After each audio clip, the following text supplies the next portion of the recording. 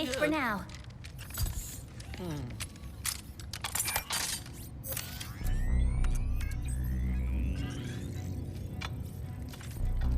This is extremely unnecessary.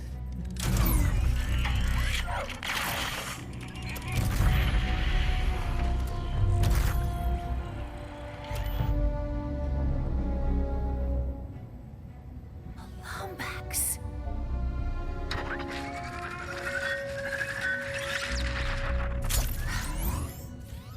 Okay. So, you were being honest. As I have been saying repeatedly, You're nefarious. He looks a lot like mine. Evil like him, too. And that Lombax. I know it might sound crazy, but you think he is your dimensional counterpart. or something. Look, whatever's going on here, we're gonna fix it. We? I thought robots are not your thing. Not all of them, just most. You know, like the Emperor, his stupid followers, pirates. Yeah, I see the irony too.